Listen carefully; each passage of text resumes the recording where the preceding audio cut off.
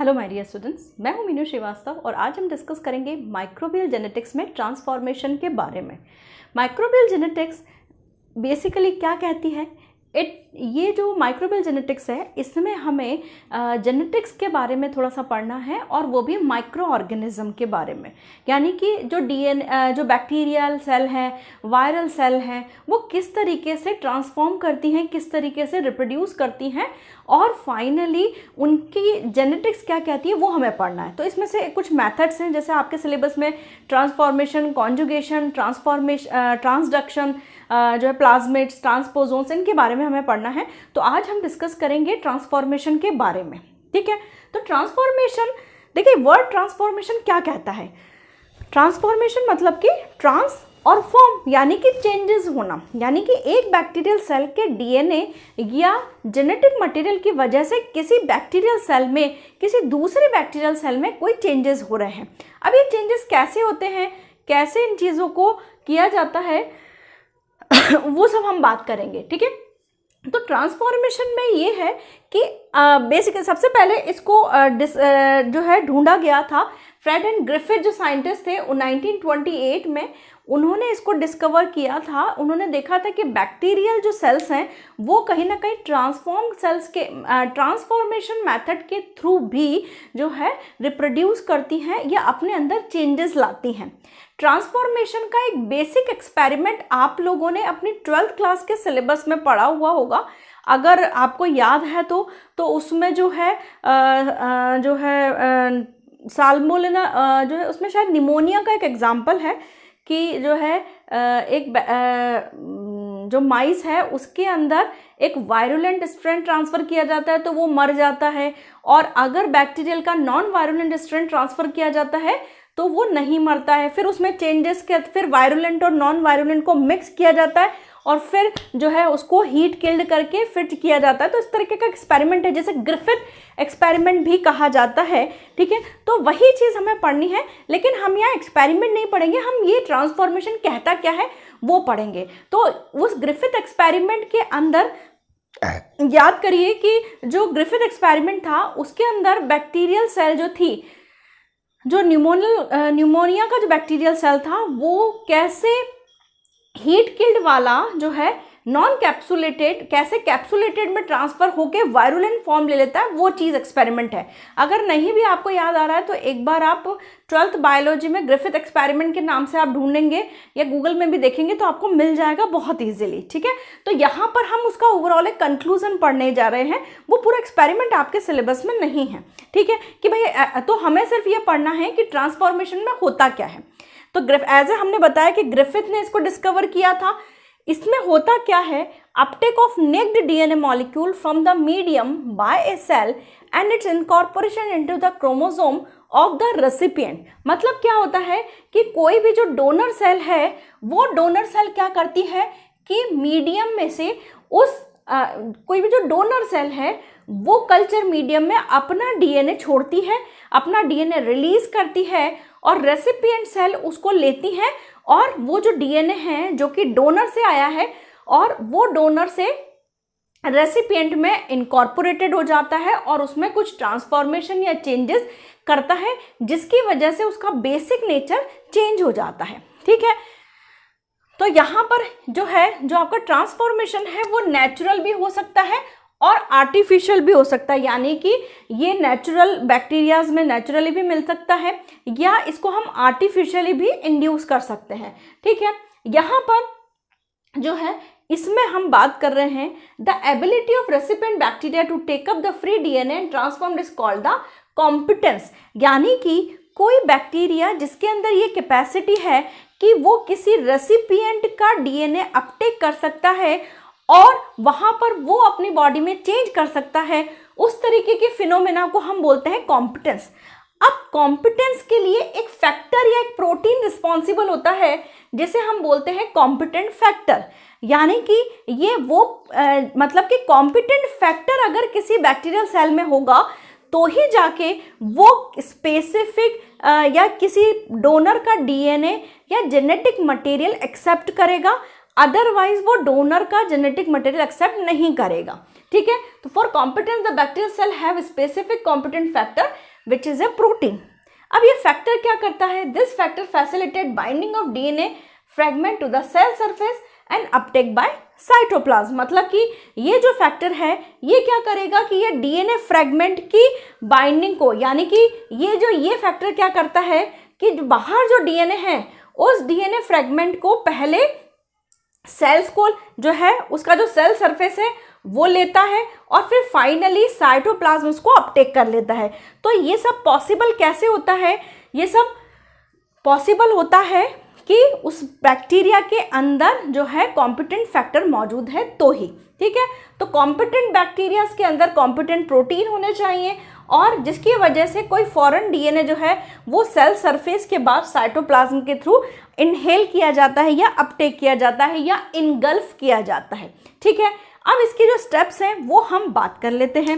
यहाँ पर जैसे कोई बैक्टीरियल डीएनए है, ठीक है, ये बैक्टीरियल डीएनए जो है यहाँ पर इस बैक्टीरियल डीएनए में जो एक्सोन्यूक्लियस है, एक्सोन्यूक्लियस क्या होता है?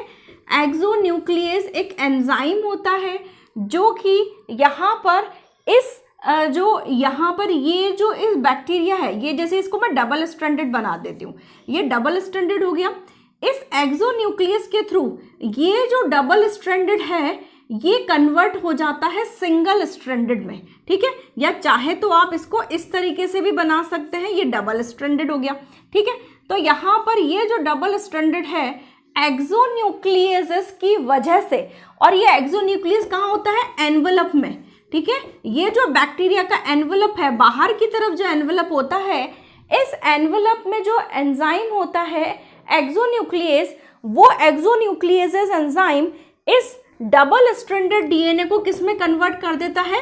सिंगल स्ट्रैंडेड में, सिंगल स्ट्रैंडेड में, ठीक है। यहाँ पर ये जो सिंगल स्ट्रैंडेड डीएनए है, अगर कोई दूसरा बैक्टीरियल कल्चर या बैक्टीरियल सेल उस कल्चर में है और उस बैक्टीरियल के पास कॉम्पिटेंट फैक्टर है, बैक्टीरियल सेल, इसमें मैं लिख देती हूँ bacterial cell has competent factor, CF में लिख देती हूँ, इट्स ए कॉम्पिटेंट फैक्टर, ठीक है। तो इस बैक्टीरियल सेल के पास क्या है? कॉम्पिटेंट फैक्टर है, जिसकी वजह से सबसे पहले इसकी सेल और इसका साइटोप्लाज्म इसको ले लेगा, ठीक है। यहाँ पर ये सिंगल स्ट्रैंडेड जो है डीएनए आ चुका है। जैसे ही ये सिंगल स्ट्रैंडेड डीएनए इस कॉम्पिटेंट फैक्टर के थ्रू इस बैक्टीरियल सेल में आता है, यहाँ पर it search is homologous region, यानी कि ये स्पेसिफिक होमोलोगस रीजन की तलाश करता है। होमोलोगस रीजन मतलब कि ये पर्टिकुलर रीजन ढूंढता है कि यहाँ पर कुछ ऐसा इसके कॉम्प्लीमेंट्री बेसिस का इसको सेक्शन मिल जाए, ठीक है। तो सबसे पहले जैसे ही आता है, ये अगर अपना कॉम्प्लीमेंट्री बेसिस मिल जाता है तो ये क्या करता है? इससे अटैच हो जाता है। नाउ फिर ये जो है जैसे ही ये सिंगल स्ट्रैंडेड होता है और फिर ये अपनी कॉपी जो है डबल स्ट्रैंडेड फॉर्म में जनरेट कर देता है, जिससे पूरा जो डबल स्ट्रैंडेड बैक्टीरियल डीएनए है वो कंप्लीट कन्वर्ट हो जाता है डबल स्ट्रैंडेड डीएनए में, जो ऑलरेडी डबल स्ट्रैंडेड था। लेकिन इस सिंगल स्ट्रैंडेड पीस की वजह से यहाँ दिक्कत आ रही है, तो ये उतना पार्ट भी चेंज कर देता है, ठीक है। तो होमोलोगस रीजन वो है जहां पर इस बैक्टीरियल पार्ट को, इस जेनेटिकल मटेरियल को अपना एसोसिएटेड रीजन मिल जाए कि यहाँ मेरा जो है गुजारा हो जाएगा। ये जो गुजारा हो जाएगा जो मैं बोल रही हूँ ये बेसिक लैंग्वेज है, लेकिन यहाँ पर ये ढूंढता है अपना ओरी। ओरी याद है आपको? ओरी मतलब कि ओरिजिन ऑफ रेप्लिकेशन। यहाँ पर ये अपना ओरी ढूंढता है, उन जेनेटिक कोड का सीक्वेंस ढूंढता है और फाइनली ये अटैच हो जाता है, ठीक है। तो मैं इसको जो पहले ब्लैक रेड से बनाया था दोबारा सब रेड से कर देती हूँ। आपको मेरे ख्याल से समझ में आ गया होगा प्रोसीजर कि मैं क्या कहना चाह रही हूँ, ठीक है।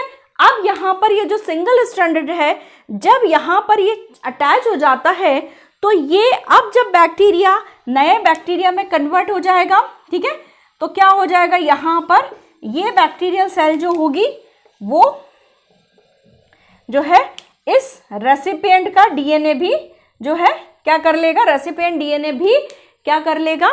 जनरेट करेगा। लेकिन यहाँ पर एक और चीज है कि सपोज दैट कि उसको अपनी होमोलोगस साइट नहीं मिलती है, ठीक है, इसको अपना वो ओरी नहीं मिलता है, वो जेनेटिक कोड का सीक्वेंस नहीं मिलता है, तो क्या होगा, that single stranded DNA degraded if homologous site received। ठीक है, तो यहां पर क्या हुआ है कि अगर वो होमोलोगस साइट रिसीव कर लेता है तब तो वो अटैच हो जाता है और उस डबल स्ट्रैंडेड डीएनए के साथ मिक्स हो जाता है। लेकिन सपोज दैट अगर वो सिंगल स्ट्रैंड डीएनए को उसकी होमोलोगस साइट नहीं मिल रही है, तो यहां पर क्या हो रहा है, if homologous site not received।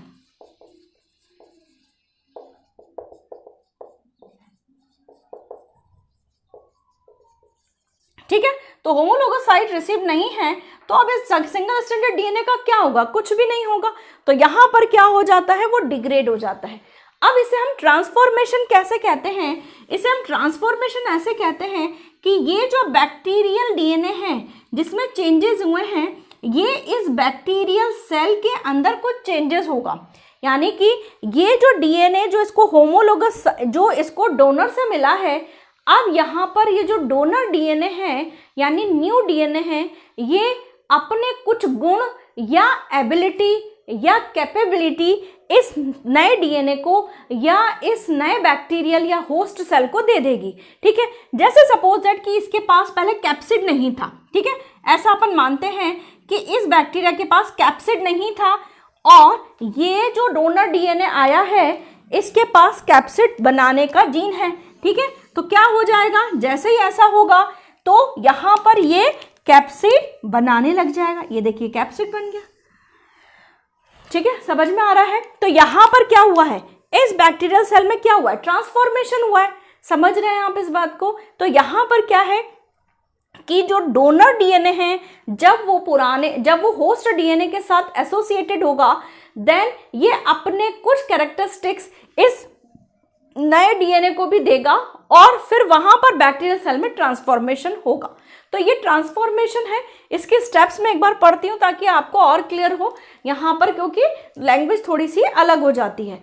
Outer double stranded DS मतलब डबल स्ट्रैंडेड डीएनए जो है एक्सोन्यूक्लियस के थ्रू जो है कन्वर्ट किया जाता है सिंगल स्ट्रैंडेड में। ठीक है, कन्वर्ट इनटू, इसको ऐसा कर दीजिए, कन्वर्ट इनटू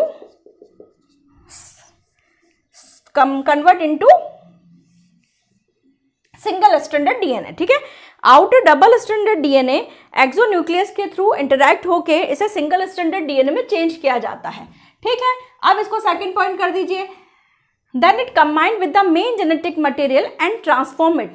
कंबाइन कब होगा, जब ये जो न्यू सेल है, if new host cell has competent factor, इस चीज को याद रखिएगा, है ना।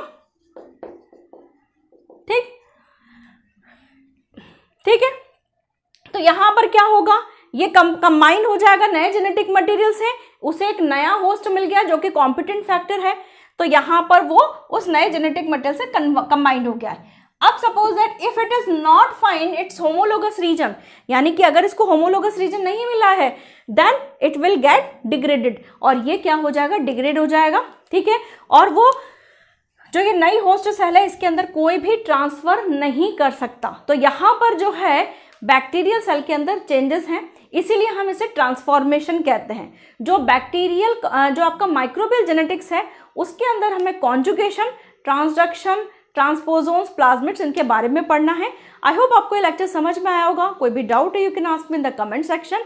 अदरवाइज सेफ रहिए, सुरक्षित रहिए, पढ़ते रहिए। Thank you.